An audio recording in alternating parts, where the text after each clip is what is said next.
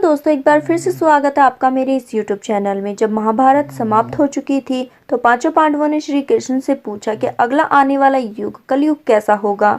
श्री कृष्ण ने उस समय पांचों पांडवों से कहा था कि तुम जंगल में घूम कर आओ और तुम्हें जो भी चीजें दिखे उसका आकर वर्णन मेरे सामने करो। पांचों भाई वन में चले गए और वन में उन्होंने जो देखा उसे देखकर वो आश्चर्यचकित रह गए। आखिर उन पांचों भाइयों ने वन में ऐसा क्या देखा और श्री कृष्ण ने इसके पीछे क्या जवाब दिया, जानने के लिए वीडियो को एंड तक जरूर देखें। साथ ही इस वीडियो को लाइक कीजिए और अपने दोस्तों के साथ शेयर भी करें। पहले भाई ने बताया कि उसने एक बड़ी से पक्षी को देखा जिसके पंखों पर वेदों की रचना लिखी हुई थी, लेकिन वो जानवरों का मांस खा रहा था। जब अर्जुन ने बताया कि उन्होंने जंगल में ऐसा कुछ देखा तो श्री कृष्ण ने इसके वर्णन में कहा कि कलयुग में ऐसे ही कुछ लोग होंगे जिन्हें विद्वान कहा जाएगा, लेकिन वो दूसरे का नुकसान करने के लिए हमेशा तत्पर रहेंगे और अपना फायदा किसी न किसी तरह से निकलवाने की कोशिश करेंगे।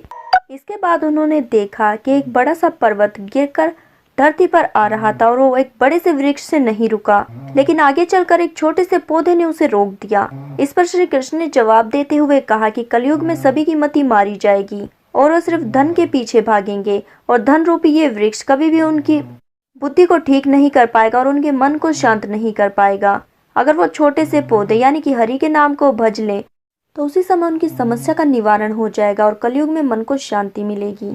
इसके बाद आगे चलकर भीम ने एक ऐसी गाय देखी जो अपने बच्चे को इस कदर चाट रही थी कि उसके जिस्म से रक्त बहने लगा, जिसे देखकर भीम हैरान हो गए और श्री कृष्ण जी से इसका अर्थ स्पष्ट करने को कहा।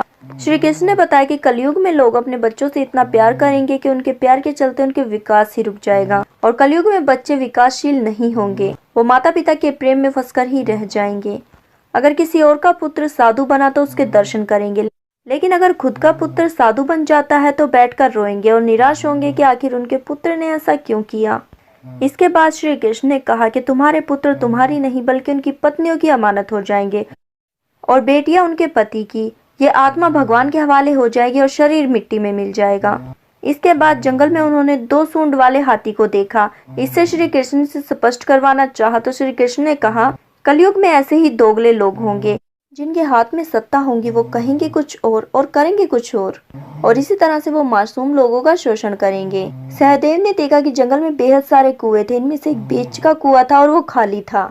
श्री कृष्ण ने इसका अर्थ स्पष्ट करते हुए कहा कि कलयुग में लोग अपनी पुत्री के विवाह में बाकी अन्य भव्य चीजों में पैसा खर्च करेंगे, लेकिन अगर किसी गरीब और भूखे व्यक्ति को देखेंगे तो उसे दान नहीं देंगे। तो दोस्तों, ये थी श्री कृष्ण जी की कुछ भविष्यवाणी जो लगभग सच हो चुकी हैं कलयुग में। अगर आप भी इस बात से सहमत है तो कमेंट बॉक्स में यस लिखकर जरूर बता दीजिए। साथ ही इस चैनल को सब्सक्राइब करें ताकि ऐसी ही और इंटरेस्टिंग न्यूज़ आपको मिल सके। अपना कीमती समय देने के लिए धन्यवाद।